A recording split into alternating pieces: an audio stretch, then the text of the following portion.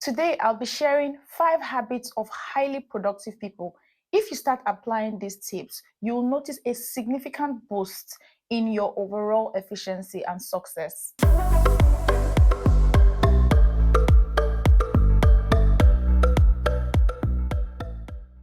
Hi everyone, welcome back to my channel. If you're looking to be more productive and take control of your time, you're in the right place. Being busy doesn't always mean being productive. The real secret is in knowing how to manage your time wisely. Effective time management helps you achieve more with less stress. So let's get right to it. Habit 1 is prioritize, don't just do. Focus on what matters the most. Why does this matter? We often enter into the trap of just taking things off our to-do list. But are those things the most important things to us? At the end of the day, if we achieve those things, can we tell ourselves that that day was a successful day? Not everything deserves our time equally. The Eisenhower matrix is a very simple way to help you prioritize your everyday tasks. So you can have the urgent and important, which means you have to do that right away, immediately. Those are the things that you need to pick up as soon as you find out that they are urgent and they are also important. Then we have the important but not urgent. Those ones, you have to schedule it, so you move it to a later time. Then we have the urgent but not important. So this is really urgent, but it's not important. You can delegate that. Then we have the last one, which is it is not urgent and it is not important. Don't bother doing it. I mean, you can do it at your leisure time, but if you're trying to, be more successful or be more productive with your time, when you see that something is not urgent and is also not important, take it off your list. Set it at a later time or something, but just take it off your list. It's not important, it's not urgent. You don't have to do it. So, under this first habit, I have some practical tips that I think can help. First things first, put out your top 3 to 5 priorities for the day. Make sure that these are the top things that if you cover them, like I said earlier, you'll be able to say this day was a successful day. Put them aside. You can also use the 80-20 rule. So focus on 20% of the tasks that will actually give you 80% of your results. And then the last tip is stop mistaking being busy for being productive. Like I mentioned earlier, prioritize the things that you have to do. What you focus on matters the most. Now let's get on to habit 2. So we just finished talking about, your to-do list or your tasks for the day. Now let's get on to scheduling your time. So when someone says schedule your time, what do they actually mean? In simple terms, it will mean time blocking. You actually create time for the things that you want to do. So you've written down a list of things you want to do, but you have not created time to do them. Sometimes while trying to, block out time, you will notice that some things cannot be in that particular day. Like you can't fit them in that day because there's no time for those things. Some other times you will find out that you have excess time and you can do even more. Time blocking also helps you do a lot more deep work than just surface stuff and then several multitasking at the same time. Now, what are the benefits of scheduling your time, or what are the benefits of time blocking?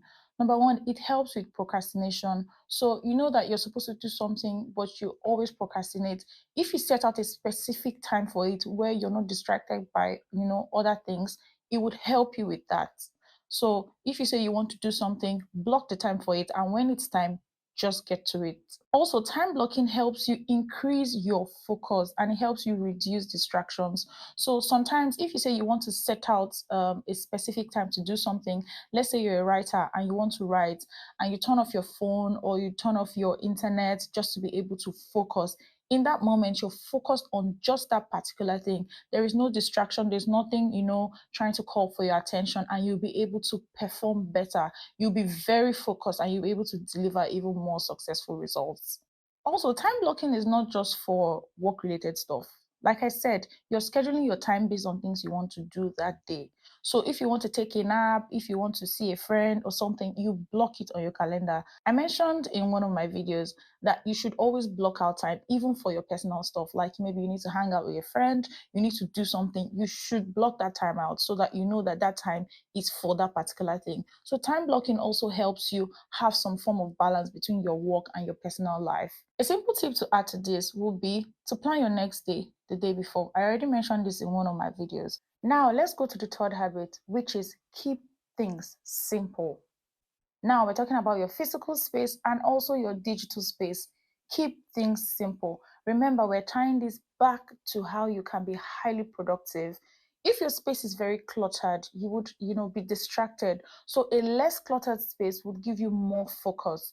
So let's talk about someone who is, let's say, a tailor or a designer who has a lot of pieces around, who has a lot of like fabrics and, accessories around. It's a cluttered space and it might not be the best space for them to do their best work in.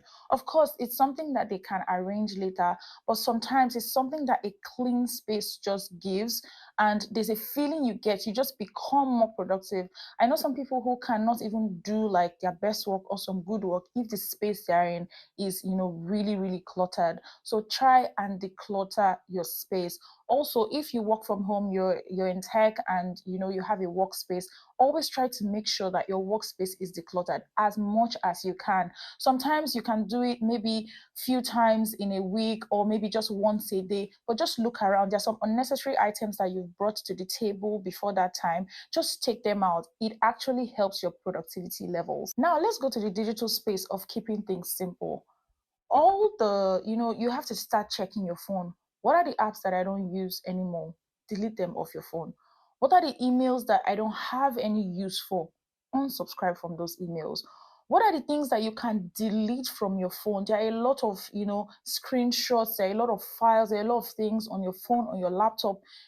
Take some time out as much as you can and just delete things. Try to declutter things. It actually helps, because if you use those things for your work, let's say your phone or your laptop for your work, it would free up space and make your gadgets perform even better. Now that we've talked about, the digital space, we've also talked about like your physical space. Let's talk about your task list, your to-do list. Earlier I mentioned something around like prioritizing. Now, when you look at your to-do list, you start thinking, why am I doing so many things? Start thinking, how can I take out these things? I already gave you a matrix that you can use, or you can also just, look at it and decide to yourself that there's some things here that are not meaningful to me and I don't even want to do them. Declutter your task list, because sometimes some people look at their to-do list and they're overwhelmed already because they're already seeing 20 things to do for that particular day. Remove things that have little or no value to you. So remove those low value tasks and focus on what really matters. Focus on what moves the needle for you. So now we're in habit 4, which is use technology wisely. Technology can either break your productivity or boost your productivity. How are you using it? So I'm going to be sharing some top productivity tools that you can use, leveraging technology to help your productivity levels. The first one will be task management.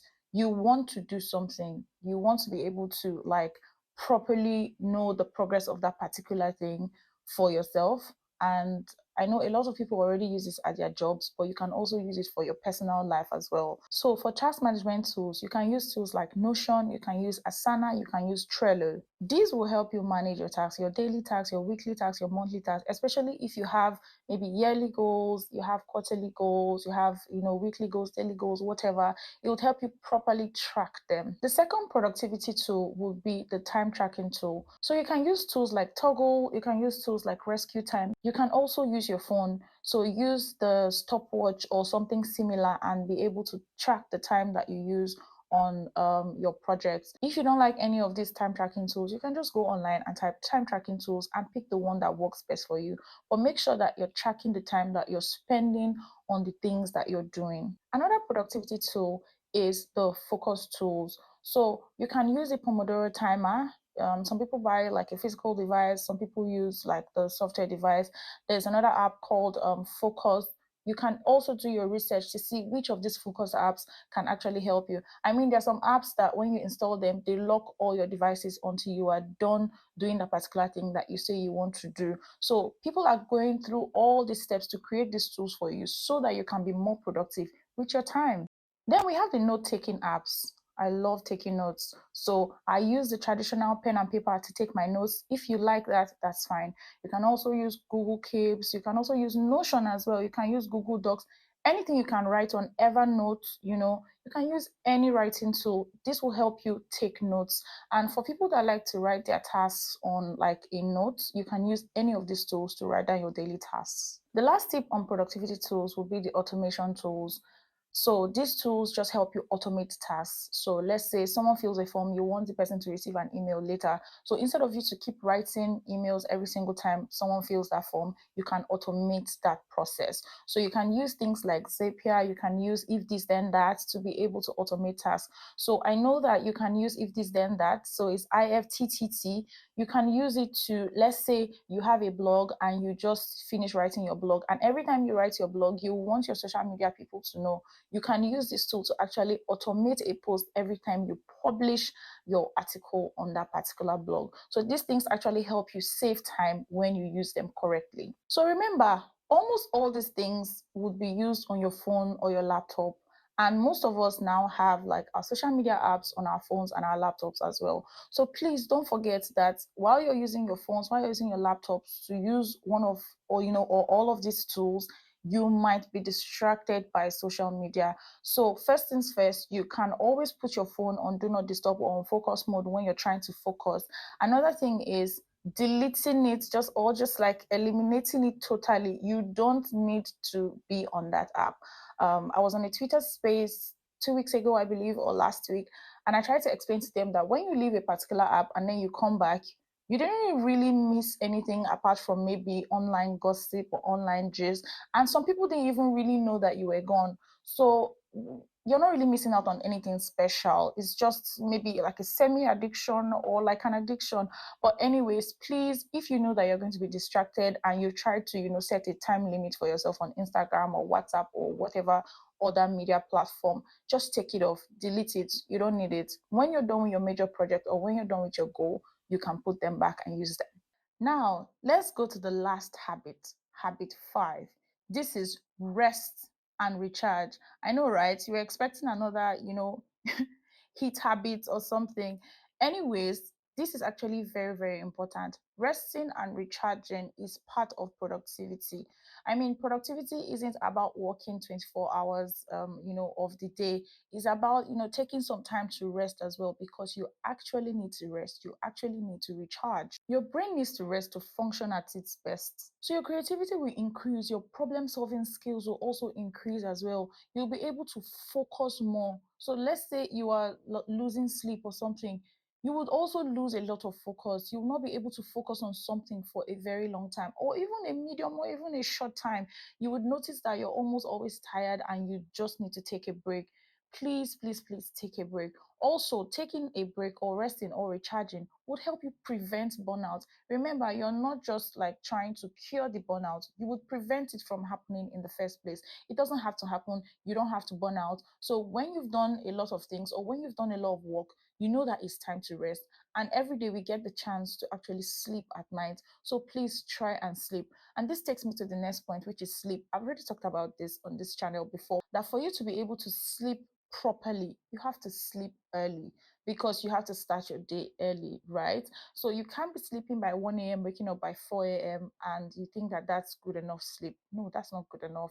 So try your best and start winding down. So one tip that I would like to give is to put an alarm for yourself. So I have an alarm on my phone that tells me that I should start winding down to sleep.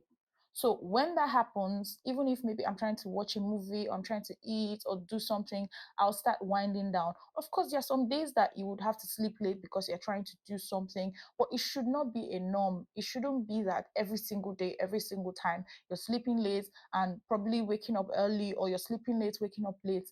That shouldn't be the case. You should always take out time to rest, always take out time to recharge. Someone who is resting properly and someone who is not resting, there will be a big difference between these two people, especially in their output, in their efficiency, their creativity, all round. Please try and rest to be able to be, feel refreshed, to feel recharged. So now I've shared the 5 habits that would help you become highly productive. The magic is in the action. If you don't actually act them out and become consistent in these things, you won't see the productivity that we're talking about. So the first step is to actually start, and then the next step is to continue, be consistent. You don't have to do, everything at the same time. You can just pick one of these habits and start and become consistent, and then start picking the others one by one. So let's say you didn't used to prioritize your tasks before, you just used to do everything on your to-do list as it came to your head. Now you start thinking, oh, I can use the Eisenhower matrix to actually,